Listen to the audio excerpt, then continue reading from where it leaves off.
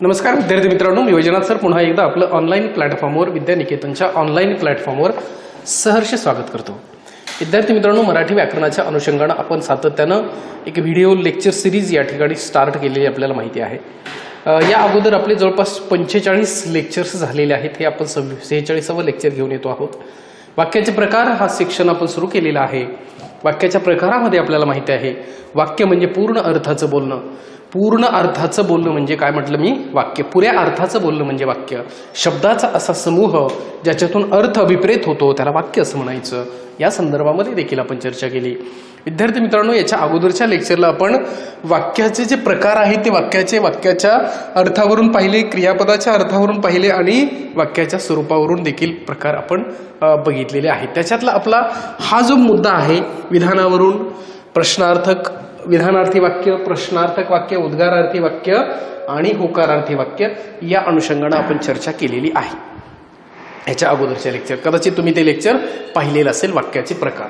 आज मित्रांनो आपण पुढे जातोय आणि त्या पुढच्या सेक्शनमध्ये क्रियापदाच्या रूपावरून जे पडणारे प्रकार आहेत त्या प्रकाराच्या अनुषंगाने आज आपण काय करतो आहेत, चर्चा करतोय। क्रियापदाच्या अर्थावरून पडणारे प्रकार। विद्यार्थी मित्रांनो, क्रियापदाच्या अर्थावरून पडणारे किती प्रकार? 4 प्रकार असतात। कुठले कुठले 4 प्रकार? एक असतं स्वार्थी क्रियापद, एक असतं आज्ञार्थी क्रियापद, एक असतं विद्यार्थी क्रियापद, एक असतं संकेतार्थी क्रियापद। आता हे जे विद्यार्थी क्रियापद आहे किंवा स्वार्थी क्रियापद आहे, संकेतार्थी क्रियापद आहे, या सगळ्या घटकांचा आपल्याला आता डिटेलमध्ये अभ्यास करायचा आहे। 4 क्रियापदाच्या रूपावरून किती प्रकार पडतात विद्यार्थी मित्रांनो? 4। त्याचा पहिला कोणता? स्वार्थी। आता विद्यार्थी मित्रांनो, हे जर तुम्ही थोडंसं बारकाईने पाहिलं तर याचा अर्थ काय आहे? स्व प्लस अर्थ या शब्दापासून आपल्याला काय शब्द तयार झालेला दिसतोय? स्वार्थी। स्व प्लस अर्थ म्हणजे काय रे? स्वार्थी। स्वार्थी क्रियापद। आता स्वार्थी क्रियापद म्हणजे काय रे विद्यार्थी मित्रांनो? हे क्रियापद आपण इथं नजरेसमोर ठेवणार आहोत। क्रियापदाच्या अनुषंगाने आपण चर्चा करणार आहोत। मग क्रियापदाच्या अनुषंगाने चर्चा करत असताना आपल्याला हे लक्षात घ्यायचंय की क्रियापद बेसिकली काही कामं करतात, म्हणजे मूळची काही क्रियापदाची कामं असतात, त्याची सुरुवातीची काही कामं असतात, क्रियापदाला ती कामं करावीच लागतात। साधारणपणे विद्यार्थी मित्रांनो 3 अशी कामं आहेत जी क्रियापदाला करावीच लागतात। त्या 3 कामामध्ये काय येतं? एक तर त्या क्रियापदाला लक्षामध्ये घ्यायचं, वाक्याचा अर्थ पूर्ण करावा लागतो। बघा, क्रियापदाची 3 मुख्य कार्य काय म्हटलं? क्रियापदाची 3 मुख्य कार्य। कुठली तरी राजांनो क्रियापदाची 3 मुख्य कार्य लक्षात ठेवा। पहिलं आहे वाक्याचा अर्थ पूर्ण करणे। काय म्हटलं? वाक्याचा अर्थ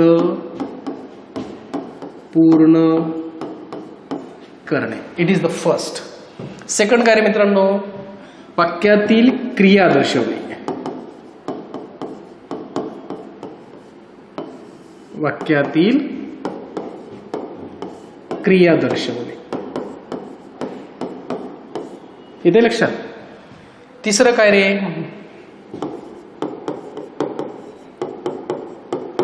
वाक्यातील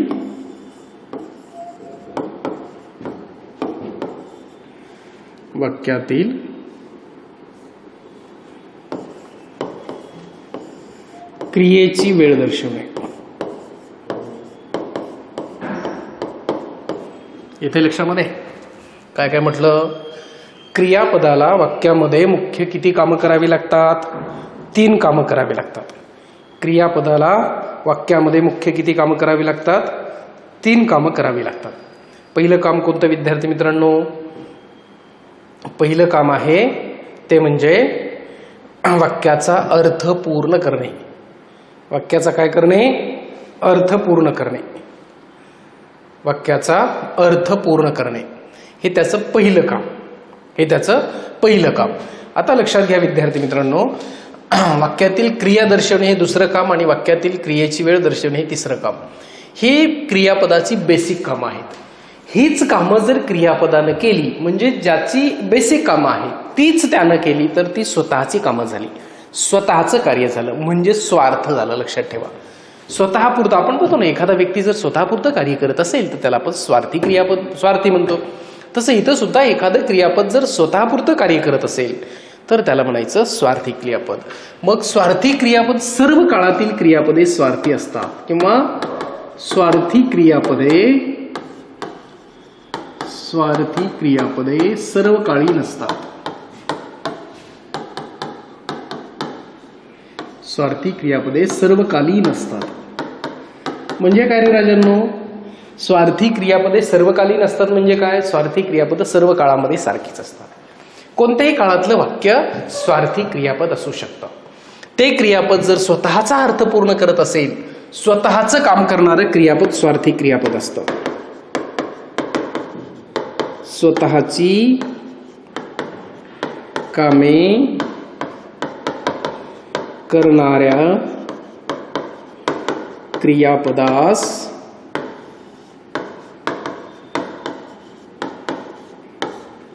स्वार्थी क्रियापद असे म्हणतात.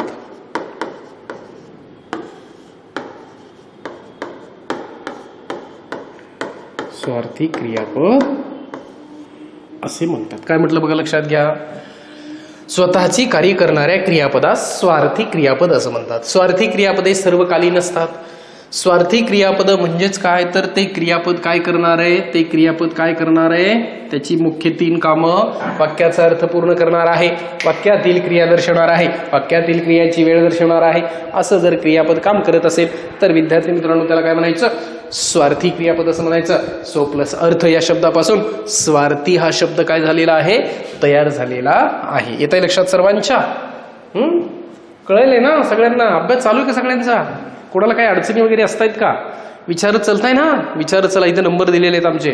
काय अडचण असतील तर विचारायचं. आता कोणत्याही काळात असतात म्हणताय, बरोबर? कोणत्याही काळात. समजा मी असं म्हटलं, सम्राट अशोक महान होता. कळते का रे? सम्राट अशोक महान होता.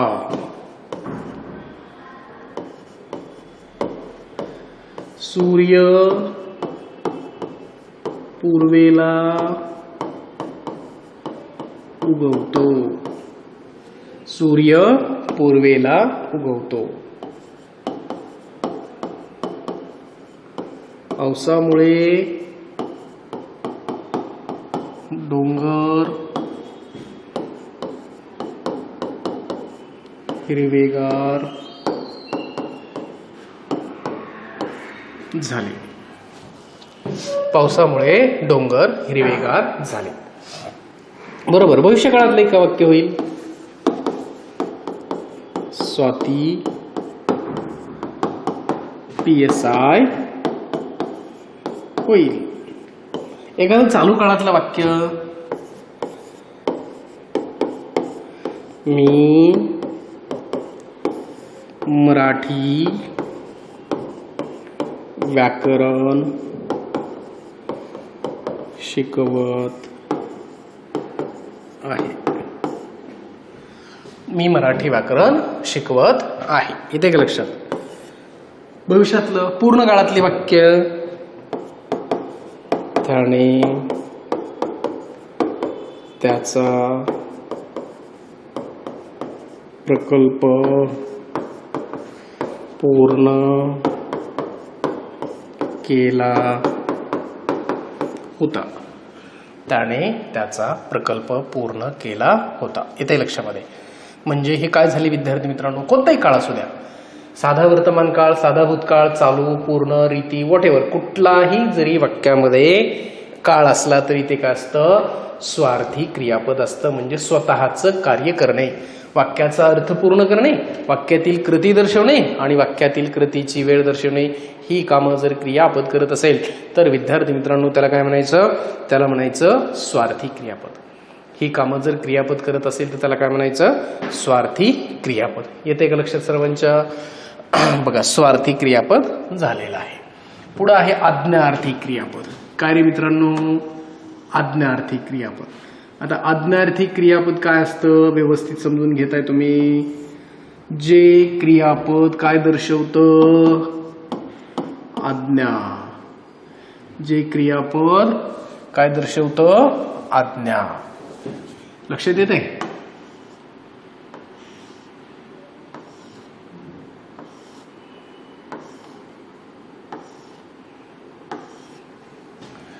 जे क्रियापद आज्ञा दर्शवतं, जे क्रियापद विनंती दर्शवतं, हुकूम दर्शवतं, प्रार्थना दर्शवतं. सॉरी, काय दर्शवतं? प्रार्थना दर्शवतं. आज्ञा, विनंती, हुकूम, प्रार्थना. त्याच्याशिवाय काय रे मित्रांनो? परवानगी. त्याच्याशिवाय काय रे? सल्ला. बघा, जर एखादं क्रियापद आज्ञा दर्शवत असेल, विनंती दर्शवत असेल, हुकूम दर्शवत असेल, प्रार्थना दर्शवत असेल, परवानगी दर्शवत असेल, सल्ला दर्शवत असेल, तर त्या क्रियापदाला काय म्हणायचं? आज्ञार्थी क्रियापद. काय म्हणायचं त्या क्रियापदाला? आज्ञार्थी क्रियापद. लक्षात आले का?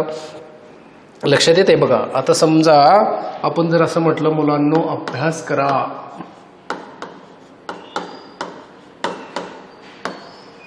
मुलांनो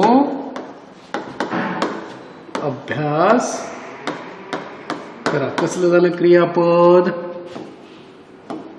कसलं झालं रे मित्रांनो? आज्ञार्थी क्रियापद. बरोबर का?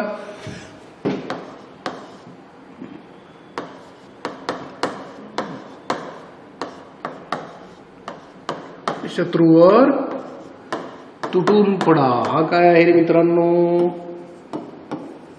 हा आहे हुकूम. हा काय आहे? हुकूम आहे. बरोबर. या गोळ्या वेळेवर घ्या. ही काय आहे मित्रांनो? सल्ला. हा काय आहे मित्रांनो? सल्ला.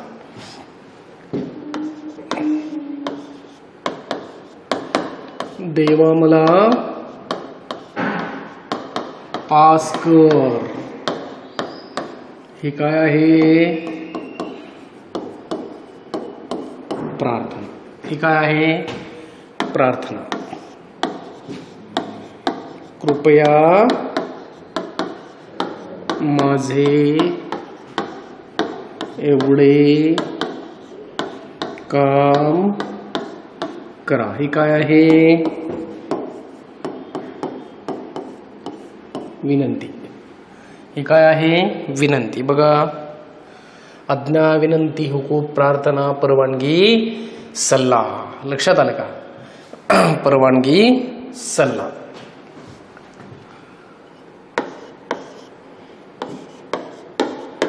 सर, वर्गात येऊ का? काय मागतोय आपण?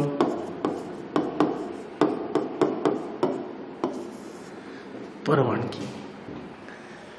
म्हणजे क्रियापदाचं जे मूळ कार्य असतं राजांनो, कोणतं कार्य असतं? वाक्याचा अर्थ पूर्ण करणे, वाक्यातील कृती दर्शवणे, वाक्यातील कृतीची वेळ दर्शवणे. क्रियापदाच्या मूळ कार्याशिवाय जर क्रियापद इतर कार्य करत असतील, म्हणजेच काय दर्शवत असतील? म्हणजेच आज्ञा दर्शवत असतील, म्हणजेच विनंती दर्शवत असतील, हुकूम दर्शवत असतील, परवानगी दर्शवत असतील, प्रार्थना दर्शवत असतील, सल्ला दर्शवत असतील, तर यांना काय म्हणायचं? आज्ञार्थी क्रियापद असं म्हणायचं. काय म्हणायचं यांना? आज्ञार्थी क्रियापद असं म्हणायचं. कळलं सगळ्यांना? पुढे या. विद्यार्थी क्रियापद. इथं काय लक्षात ठेवायचं? विद्यार्थी क्रियापद किंवा विद्यार्थी वाक्य म्हणला तरी चालतंय, क्रियापद म्हणला तरी चालतं. विद्यार्थी, विद्यार्थी. आता विधी प्लस अर्थ, याचा अर्थ काय रे मित्रांनो? विधी प्लस अर्थ, याला म्हणायचं विद्यार्थ. आता हे विद्यार्थ काय करतं बाळांनो? विद्यार्थ जे क्रियापद आहे त्या क्रियापदाचे 4 मेजर फंक्शन्स आहेत असं लक्षात ठेवायचं. त्याच्यामध्ये पहिलं आहे योग्यता. काय रे मित्रांनो, योग्यता. त्याला काय म्हणता येईल तुम्हाला? लायकी. योग्यता ऑब्लिक लायकी. दुसरं याचं महत्वाचं कार्य असतं राजांनो, कर्तव्य. काय कार्य असतं? कर्तव्य. तिसरं कार्य असतं शक्यता, इच्छा. शक्यता, इच्छा. कधी कधी तर्क पण दर्शवलेला असतो याच्यातून. काय दर्शवलेला असतो? तर्क पण दर्शवलेला असतो. जर एखाद्या क्रियापदाच्या रूपावरून योग्यता, लायकी, कर्तव्य, शक्यता, तर्क इत्यादी दर्शवलं जात असेल तर विद्यार्थी मित्रांनो त्याला काय म्हणायचं? त्याला म्हणायचं विद्यार्थी वाक्य. काय म्हणायचं त्याला? त्याला विद्यार्थी वाक्य असं म्हटलं जातं. एखादं क्रियापद योग्यता, लायकी, कर्तव्य, शक्यता, इच्छा, तर्क दर्शवत असेल तर. म्हणजे कसं होईल मित्रांनो? उदाहरण कसं होईल बघा. मी असं म्हटलं, नेतृत्व करावे ते काय रे?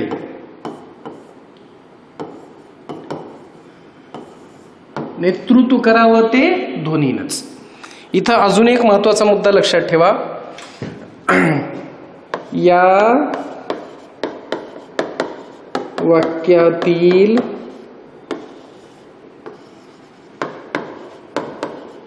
क्रियापदाचा शेवट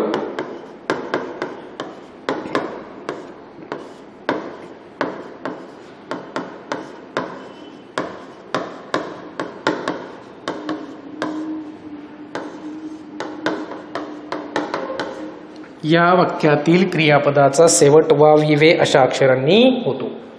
या वाक्यातील क्रियापदाचा शेवट वाविवे अशा अक्षरांनी होतो. म्हणजेच त्याला विद्यार्थी क्रियापद असं म्हणायचं. बघा, वाविवे, नेतृत्व करावे ते ध्वनीनेच. म्हणजे योग्यता आहे, लायकी आहे. कुणी कोणतं काम करून चालत नाही. कुणी कोणतं काम करून चालत नाही. Everyone is unique in the world. Everyone is unique in the world. जगामध्ये प्रत्येक जण युनिक आहे. Each and everyone has different qualities, interest, hobbies. प्रत्येकाला वेगळे छंद आहेत, वेगळ्या आवडी आहेत, वेगळी मतं आहेत, वेगळं अपिअरन्स आहे, वेगळं इच्छा आहेत. सगळ्या गोष्टी, each and everything is different from each other. प्रत्येक गोष्ट वेगळी आहे. प्रत्येकाला एकच काम करता येईल असं जमत नाहीये. प्रत्येकाला एकच काम करता येईल असं जमत नाहीये. लक्षात घ्या. कुणी सगळ्यांनी सारखीच कामं केली तर बाकीची कामं कोणी करायची? पृथ्वी तलावर समतोल जर राखायचं असेल तर प्रत्येकाला वेगळी कामं करावी लागतील.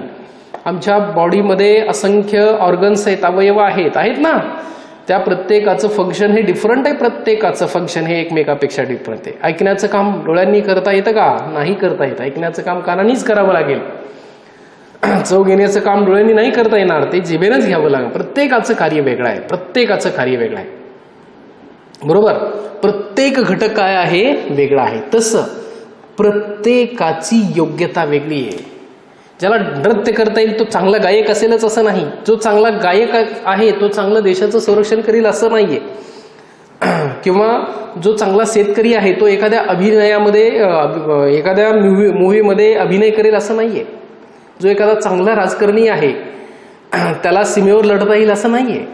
प्रत्येकाच्या वेगळ्या क्वालिटीज आहेत, प्रत्येकाचे वेगळे गुण आहेत. बरोबर ना. मग नेतृत्व कोणी नाही करू शकत. नेतृत्व करण्याची कला काही लोकांना चौगत असते. खेळण्याची कला काही लोकांना चौगत असते. प्रत्येकामध्ये क्वालिटीज असतात. प्रत्येक कार्य वेगळं असतं, युनिक असतं. प्रत्येक व्यक्तीच प्रचारी नाही होऊ शकत. प्रत्येक व्यक्तीच पोलीस नाही होऊ शकत. बरोबर ना. म्हणजे प्रत्येकाच्या क्वालिटीज डिफरंट आहेत. प्रत्येकाची योग्यता वेगळी. प्रत्येक जण नेता नाही होऊ शकत. प्रत्येक जण चांगला वक्ता नाही होऊ शकत. नेतृत्व करू शकत नाही. तसं इथं नेतृत्व करावं ते कोणी? ध्वनीनेच. ती त्याची योग्यता आहे, ती त्याची लायकी आहे, ती त्याची योग्यता आहे, ते त्याचं क्वालिफिकेशन आहे थोडक्यामध्ये. म्हणजेच वाविवे प्रत्यय. म्हणजेच काय झालं विद्यार्थी मित्रांनो? योग्यता झाली किंवा लायकी झाली. गोलंदाजी करावी ती कोणी? गोलंदाजी करावी ती कुंबळेनेच. देशाचं संरक्षण करावं ते कोणी? सैनिकांनीच. कुणी उठला देशाचं संरक्षण करायला चालला नाही जमणार. पेरणी करावी ती कोणी? शेतकऱ्यांनाच. शिकवावं ते कोणी? शिक्षकांनीच.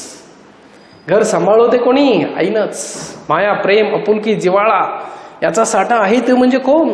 आईच. म्हणजे प्रत्येकाकडे वेगळ्या क्वालिटीज आहेत. म्हणजे जिथं काय योग्यता आहे, लायकी आहे, बरोबर ना. दुसरं काय दिलं रे मित्रांनो? दुसरं दिलं कर्तव्य. कर्तव्य बघा,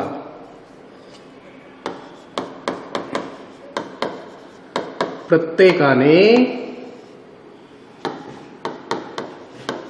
राष्ट्रीय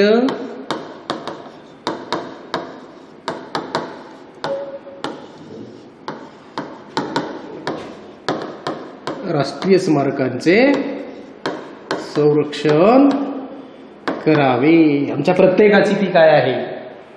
आमच्या प्रत्येकाची ती नैतिक जिम्मेदारी आहे. ते कर्तव्य आहे. ते कर्तव्य ते आम्ही केलंच पाहिजे. नाहीतर आपण पाहतो भले बहादर आपल्या वहीवर नावं नाहीत काढणार स्वतःची, पण ऐतिहासिक स्थळावर तिथं त्यांना वेळ आहे त्या दगडांवर नावं कोरायची. अरे शिवरायांनी, मावळ्यांनी किती उदात्त अशा पद्धतीची कामं केली. आणि आज आमची मुलं, सगळेच नाही बरं का, काही अपवाद असे बहादर असतात जे तिथं जाऊन स्वतःची नावं कोरतात. अरे तुझ्या नावामध्ये काय एवढा मोठेपणा आहे, तू तिथं जाऊन कोरायला लागलास भावड्या? हा, काहीतरी कर्तृत्व कर ना. त्याचं खरं म्हणजे खऱ्या अर्थानं जतन करण्याची कामगिरी आम्हाला करायला पाहिजे. खऱ्या अर्थानं त्या ऐतिहासिक स्मारकांना संरक्षण करण्याचं, त्याचं शोभा वाढवण्याचं काम आम्हाला करायला पाहिजे. दुर्दैव पण ते होत नाही असं आम्हाला दिसतंय. इतिहासाच्या ज्या काही पानावर जी काही किल्ल्यांची रचना आपण पाहतो, त्या किल्ल्यांवर, गड किल्ल्यांवर कचरा टाकण्याचं काम आम्ही करतो, बॉटल टाकण्याचं काम आम्ही करतो, बरोबर ना. नुसतं शिक्षण घेऊन नोकरी मिळवणं एवढं नाहीये. मला माझा देश, माझा समाज घडवता आला पाहिजे. त्याच्यासाठी माझी काही कर्तव्य आहेत. मला पर्यावरणाचं रक्षण करताच आलं पाहिजे. पर्यावरणाचं रक्षण प्रत्येकाने केलं पाहिजे, बरोबर. शहरांमध्ये आज मोठे प्रश्न आहेत वाहतुकीचे. त्याचे जे रहदारीचे नियम आहेत ते प्रत्येकानं पाळायला पाहिजेत. नाही तर आज आपण पाहतो काही असे बहादर असतात, मोठमोठ्या गाड्या फटाफटा फटाफटा सारखे हॉर्न वाजवत चालतात. यांना हेही लक्षात येत नाही की आपण किती मोठ्या प्रमाणामध्ये ध्वनी प्रदूषण करतोय, कुठल्या उर्मीमध्ये, कुठल्या याच्यामध्ये आम्ही जीवन जगतोय. याचं कुठंतरी कधीतरी आत्मसंरक्षण करण्याची काय आहे गरज आहे प्रत्येकाला. परंतु ते दुर्दैवानं होताना दिसत नाही. विनाकारण माझ्या आवाजामुळे विनाकारण त्रास होत असेल, काही गरज नसताना हॉर्न वाजवतात मोठमोठ्या गाड्या. याचं जतन केलं पाहिजे. पर्यावरणाचे नियम पाळले पाहिजे. नको तिथं प्रदूषण टाळलं पाहिजे. हे अशी असंख्य कर्तव्य आहेत. आमच्या राज्यघटनेनं आम्हाला ज्या पद्धतीने मूलभूत हक्क दिले, त्याच पद्धतीनं काही कर्तव्य सुद्धा आम्हाला दिलेली आहेत. ही कर्तव्य आम्हाला पार पाडता आली पाहिजेत. आणि ती जर कर्तव्य आम्हाला पार पाडता येत नसतील तर आमच्या शिक्षणाचा काय उपयोग? शिकणं म्हणजे नेमकं काय आहे? शिकणं म्हणजे नोकरी मिळवणं आणि पगार घेणं एवढंच नाहीये. तर शिकणं म्हणजे माझा सर्वांगीण विकास झाला पाहिजे, मनाचा विकास झाला पाहिजे, अंगीभूत असणाऱ्या कौशल्याचा विकास झाला पाहिजे, माझ्या मनामध्ये संवेदना निर्माण झाली पाहिजे, माझ्या मनामध्ये मानवीयता निर्माण झाली पाहिजे. परंतु दुर्दैवानं आज भौतिकवादाच्या पाठीमागे धावत असताना कुठेतरी असं वाटतंय की आमच्यातली मानवीयता, संवेदना संपलेली आहे. रस्त्यानं जात असताना दुर्दैवानं जर कोणी एखादा ऍक्सिडेंट होऊन पडलेला असेल तर कोणी त्याच्याकडे पाहत नाहीये. आता त्याला कारणं ती वेगळी आहेत. ती काय आहे ती प्रत्येक समाजातल्या प्रत्येक घटकानं शोधली पाहिजे. एखाद्याला खरोखर दवाखान्यामध्ये घेऊन जाण्याची गरज असते, पण तिथं कोणी थांबत नाही. का? तर पुन्हा नसलेले पोलिसाचे किंवा कोर्टातले किंवा पोलीस ठाण्यातले हेलपाटे वाढतील कशाला, त्यापेक्षा आपलं बाजूला निघून जावं, बरोबर ना. कुठं ऍक्सिडेंट होतो, त्या गाडीतले काही सामान पडतं, लोक ते सामान पळवून घेऊन जातात. लक्षात येते का? म्हणजे काय चाललंय? या महान विभूतींच्या, महान महामानवांच्या त्यागाच्या, शौर्याच्या जीवावर उभा राहिलेलं जे राष्ट्र आहे, त्या राष्ट्राची पुढची काय प्रगती आहे हे कुठंतरी प्रत्येकाचं कर्तव्य आहे की या गोष्टी प्रत्येकानं जतन करायला हव्यात. ऐतिहासिक वारसा जतन केला पाहिजे, प्राचीन भाषेचं वैभव जतन केलं पाहिजे, पर्यावरणाचं संरक्षण केलं पाहिजे, मोठ्या माणसाचा आदर सन्मान केला पाहिजे, मनामध्ये कुठंतरी संवेदना असली पाहिजे. या गोष्टी कुठंतरी संपत चाललेल्या आम्हाला दिसतात. मग खऱ्या अर्थानं या गोष्टी आम्ही जतन करून ठेवणं हे आमचं काय आहे? कर्तव्य आहे. म्हणजेच योग्यता तर आहेच, कारण योग्यता तेव्हाच निर्माण होते जेव्हा आम्ही आमचं कर्तव्य पार पाडू. तर आमच्याकडं कर्तव्य असलं पाहिजे, योग्यता असली पाहिजे. मग शक्यता काय निर्माण होऊ शकते? शक्यता काय निर्माण होऊ शकते? सगळेजण जर चांगले वागले तर चांगलं घडेल ना. जर चांगला पाऊस पडला तर चांगली पिकं येतील ना. जर चांगलं पेरलं तर चांगलं धान्य उगवेल ना. समाजामध्ये सगळीकडे प्रत्येकानं जर सतमार्गानं चालायचं ठरवलं तर चांगला होईल ना. म्हणजेच काय, पुढचा जो त्याची शक्यता आहे ते चांगलं होईल. म्हणजेच काय बघा मग कसं होईल. काय पुढचं वाक्य सांगितलेलं आहे, पुढचं वाक्य काय सांगितलेलं आहे, शक्यता. बरोबर. तो यावर्षी STI होईल किंवा व्हावं, त्यानं STI व्हावं ही शक्यता आहे. का, तो अभ्यास करतोय ना त्या पोस्टसाठी, त्या पोस्टसाठी अभ्यासच केला नाही, कसा होणार आहे मग शक्यता आहे का ती, तर ती शक्यता होणार नाही. शक्यता व्हायची असेल तर त्याच्यासाठी त्यानं काय केलेलं असलं पाहिजे, अभ्यास केलेला असला पाहिजे. यस. पुढचं काय रे महत्वाचा मुद्दा मित्रांनो, पुढचं आहे इच्छा किंवा तर्क.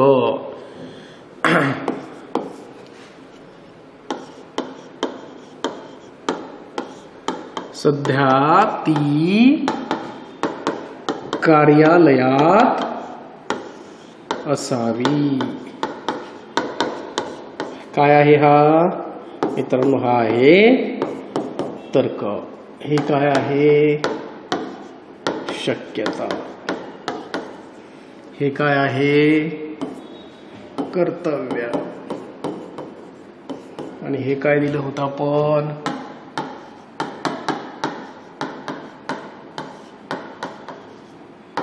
योग्यता किंवा लायकी. योग्यता किंवा लायकी. अजून काय रे मित्रांनो, इच्छा.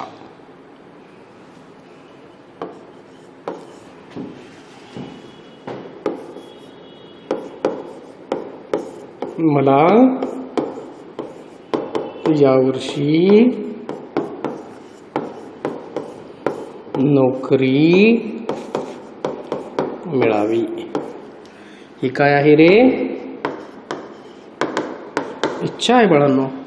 ही काय आहे, इच्छा आहे. येते का क्रियापदाच्या प्रकारावरून मुद्दे लक्षात येऊ लागले तुमच्या सगळ्यांच्या, क्रियापदाच्या प्रकारावरून. पुढचा मुद्दा आपण पाहणार आहोत, संकेतार्थी वाक्य किंवा संकेतार्थी क्रियापद. हे क्रियापद काय करतं राजांनो, हे क्रियापद दोन कामं करतं. कुठली दोन कामं करतं, एकतर अट दर्शवतं आणि दुसरी गोष्ट काय रे, परिणाम दर्शवतं. अट दर्शवतं आणि परिणाम दर्शवतं. आज संकेतार्थी वाक्याचं काम काय, अट दर्शवणे आणि परिणाम दर्शवणे. कळतंय सगळ्यांना, सगळ्यांना कळतंय. याच्यामध्ये अजून काय असतं, या प्रकारची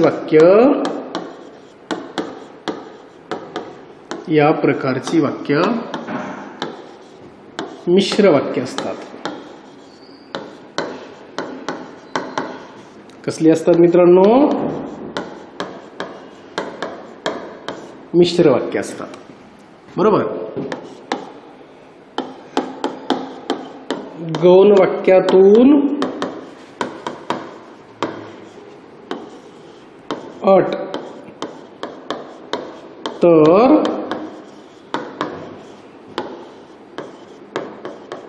प्रधान वाक्यातून परिणाम दर्शवला जातो.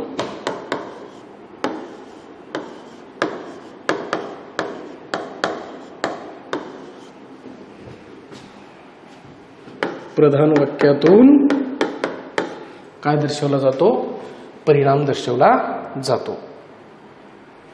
येते लक्षामध्ये.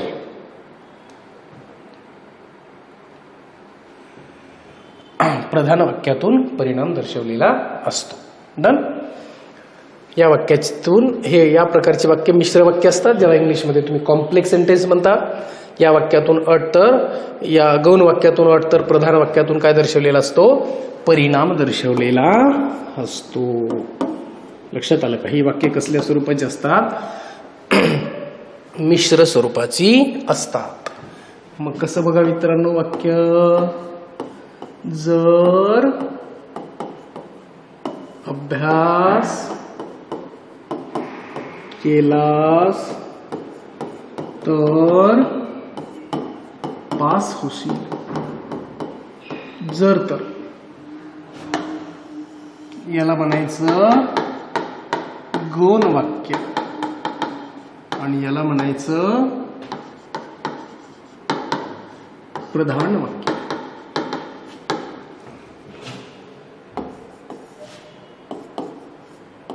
तू इशारा केलास की मी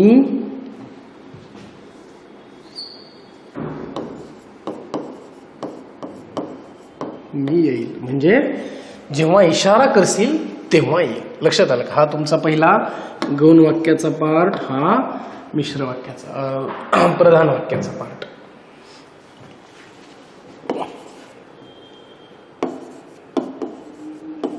जेथे मुले थांबली होती तेथे आम्ही पोहोचू शकलो नाहीत. जेथे तेथे. याला काय म्हणायचं? याला म्हणायचं विद्यार्थी मित्रांनो संकेतार्थी वाक्य. कसलं वाक्य म्हणायचं? संकेतार्थी वाक्य.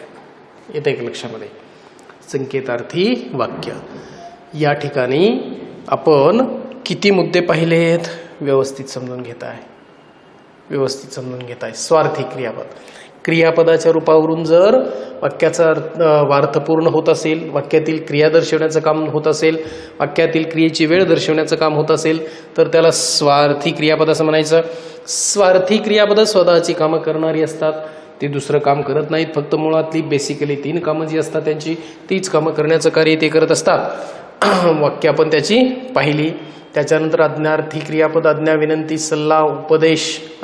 उपदेश पण असतो याच्यामध्ये बरं का रे. जसं संत मंडळी काय करतात? उपदेश करतात. बरोबर, तुम्ही त्याला उपदेश असं पण म्हणतात. प्राणीमात्रावर दया करावी असतं ना, प्राणीमात्रावर दया करावी. ओके.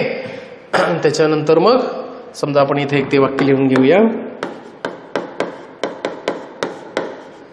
प्राणीमात्रावर दया करावी. हा काय आहे? उपदेश आहे. परवानगी, विनंती, प्रार्थना, सल्ला, हुकूम, आज्ञा, हे सगळं विद्यार्थीमध्ये काय रे? विद्यार्थी वाक्यामध्ये योग्यता, कर्तव्य, शक्यता, तर्क, इच्छा हे दर्शवलं जातं. क्रियापदाचा शेवट मी म्हटलं कशानं होतो रे विद्यार्थी मित्रांनो? वावी वे अशा अक्षरांनी होतो. बरोबर. नेतृत्व करावं ते ध्वनीने ही योग्यता किंवा काय आहे? लायकी आहे. प्रत्येकाने राष्ट्रीय स्मारकांचं संरक्षण करावं, कर्तव्य करावं, जतन करावं हे कर्तव्य आहे. यावर्षी तो STI होईल शक्यता आहे. चांगला पाऊस पडेल शक्यता आहे. चांगली पिकं येतील शक्यता आहे. बरोबर ना. सध्या ती कार्यालयात असावी हा तर्क आहे. बरोबर. सध्या तो ऑफिसात असावा, सध्या तो बँकेत असावा, सध्या आई घरी असावी. बरोबर, अशा अर्थानं. आणि यावर्षी मला चांगली नोकरी मिळावी. वावी वे क्रियापदाचा शेवट कशानं झालाय? वावी वे या अक्षरांनी झालेला आहे. लक्षात येते.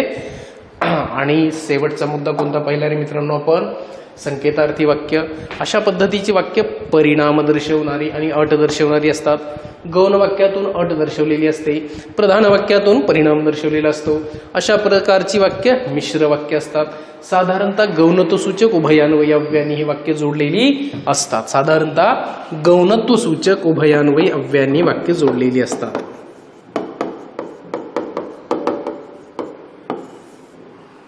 एक मिनिट.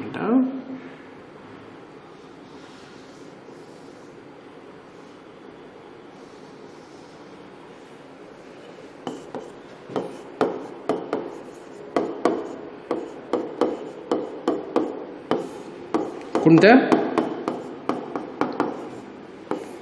गौणत्वसूचक उभयान्वयी अव्ययांनी ही वाक्य जोडली जातात. कशाने जोडली जातात? गौणत्वसूचक उभयान्वयी अव्ययांनी ही वाक्य जोडली जातात. येते लक्षामध्ये सर्वांच्या. बघा, जर तर जर अभ्यास केलास तर पास होतील, तू इशारा केलास की मी येईन, म्हणजे जेव्हा तू इशारा करशील तेव्हा मी येईल, किंवा जर तू इशारा केलास तर मी येईल. जेथे मुले थांबली होती तेथे आम्ही पोहोचू शकलो नाहीत. लक्षात आलं. आता आहे क्रिया वाक्याच्या स्वरूपावरून, म्हणजेच तुम्ही त्याला विधानावरून पण म्हणू शकता बरं का. कशावरून? विधानानुसार, विधानावरून. हे पडणारे प्रकार आहेत मित्रांनो. असे किती प्रकार आहेत रे? असे आहेत 3 प्रकार. केवल वाक्य एक असतं. कसलं वाक्य असतं? केवल वाक्य असतं. त्याच्याशिवाय रे मित्रांनो एक असतं मिश्र वाक्य, आणि त्याच्याशिवाय एक असतं संयुक्त वाक्य. तर हे एवढे घटक विद्यार्थी मित्रांनो आपल्याला काय करायचे? अभ्यासायचे आहेत. तत्पूर्वी याच्या अगोदर आपण काय पाहिलं होतं? विधानार्थी वाक्य पाहिलं होतं. विधानार्थी वाक्य, स्वार्थी वाक्य, केवल वाक्य, होकारार्थी वाक्य सगळे सारखेच असतात. त्या वापरानुसार थोडासा आपल्याला तिथं काय करायचं असतो? बदल लक्षात घ्यायचा असतो. बाकी काही टेन्शन नसतं. लक्षात आलं का? विधानार्थी वाक्य.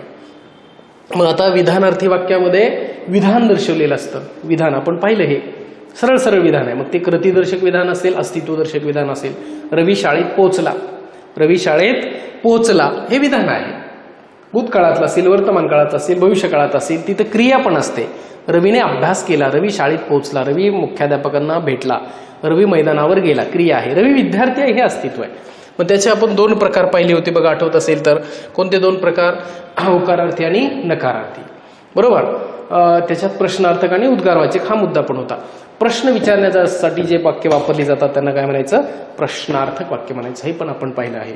मग प्रश्न इथं 2 प्रकारचे असतात. एक प्रश्न असतो की हो नाही स्वरूपाचा, हो नाही स्वरूपाचा, मत व्यक्त करणारा, हो किंवा नाही. आणि दुसरा प्रश्न असतो माहिती दर्शवणारा. मी जर तुम्हाला म्हटलं की तू अभ्यास केला आहेस का, तर तुम्ही म्हणणार हो किंवा नाही. पण मी जर तुम्हाला म्हटलं की तू कोणत्या विषयाचा अभ्यास केला आहेस, तर तुम्हाला सांगावं लागेल मी हिस्ट्रीचा अभ्यास केला, मी जिओग्राफीचा केला, मी सायन्सचा केला, मी पॉलिटिकल सायन्सचा अभ्यास केला वगैरे वगैरे. म्हणजे 2 प्रकारचे प्रश्न, याची पण आपण चर्चा केलेली. त्याच्यानंतर बघा मित्रांनो उद्गारार्थी वाक्य आपण पाहिलं होतं. उद्गारार्थी वाक्य म्हणजे मनातल्या तीव्र भावना अचानकपणे व्यक्त करणारं वाक्य म्हणजे उद्गारार्थी वाक्य. काय असतं? मानवी मनामध्ये ऑलरेडी काही भावना असतात. मानवी मनामध्ये काही ऑलरेडी भावना असतात. त्या भावनांना व्यक्त होण्यासाठी तशी परिस्थिती निर्माण झाली तरच त्या भावना व्यक्त होतात. त्या भावनांना तशी परिस्थिती झाली व्यक्त तरच त्या व्यक्त होतात. अरे बापरे किती मोठा अजगर हा, बरोबर ना, किती उंच इमारत ही, काय ती गर्दी वगैरे वगैरे अशी वाक्य पाहिली. त्याच्यानंतर होकारार्थी वाक्य आपण पाहिलं होतं. होकार दर्शवणारं वाक्य, आहे म्हणणारं वाक्य, सरळ सरळ वाक्य, सरळ सरळ विधान म्हणजे होकारार्थी वाक्य. तो शाळेला पोहोचला, तो शाळेला गेला, शिवरायांनी स्वराज्याची स्थापना केली, बरोबर, अशा पद्धतीनं. आणि विद्यार्थी मित्रांनो नकारार्थी वाक्य आपण पाहिलं होतं. जी वाक्य नकार दर्शवण्यासाठी वापरलेली असतात, जी वाक्य नकार दर्शवण्यासाठी वापरलेली असतात त्याला म्हणायचं नकारार्थी वाक्य. काय म्हणायचं त्याला मित्रांनो? नकारार्थी वाक्य. आता आपल्याला इथं मी तुम्हाला सांगितलं आपण काय काय पाहणार आहोत बघा. एक विधानार्थी वाक्य असतं. विधानार्थी वाक्याचं कसलं वाक्य करावं लागतं आपल्याला? उद्गारवाचक वाक्य. हा एक पॅटर्न अभ्यासायचा बरं का रे मित्रांनो. नंतर काय? उद्गारवाचक जे वाक्य असतं ना, हे उद्गारवाचक वाक्याचं विधान करावं लागतं कधी कधी. दुसरा पॅटर्न. तिसरा असतो जे तुमचं होकारार्थी वाक्य असतं ना, होकारार्थीचं काय करायचं? नकारार्थी करायचं. होकारार्थीचं काय करायचं? नकारार्थी करायचं. किंवा मग अजून काय? नकारार्थीचं वाक्य कसं करायचं? होकारार्थी करायचं. बरोबर. विधानार्थी वाक्याचा प्रश्न बनवायचा म्हणजेच प्रश्नार्थक. आणि प्रश्नार्थक वाक्याचं काय बनवायचं? विधानार्थी वाक्य बनवायचं. प्रश्नार्थक वाक्याचं काय बनवायचं? विधानार्थी वाक्य बनवायचं. लक्षात आलं? असे वाक्य तुम्हाला परीक्षेत दिलेले असतात. समजा दिलेले परीक्षेत आलेले प्रश्न सांगतो मी तुम्हाला बरं का. हा रस्ता खूप लांब आहे, विधान आहे. उद्गार कसं होणार?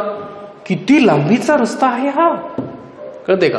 किंवा ऑलरेडी उद्गारवाचक वाक्य दिलेले, किती उंच इमारत आहे ही, विधान कसं होणार? ही इमारत खूप उंच आहे. किंवा होकारार्थीचं नकारार्थी, होकारार्थीचं नकारार्थी. हा हुशार मुलगा आहे म्हणजेच हा ढ मुलगा नाही. हा हुशार आहे म्हणजेच कसा आहे, ढ मुलगा नाही. कळतंय का रे? नकारार्थी होकारार्थी कसं, ऑलरेडी नकार आहे. तो इथं किती वेळ, तो जास्त वेळ थांबणार नाही म्हणजेच तो जास्त वेळ थोडा वेळ थांबेल.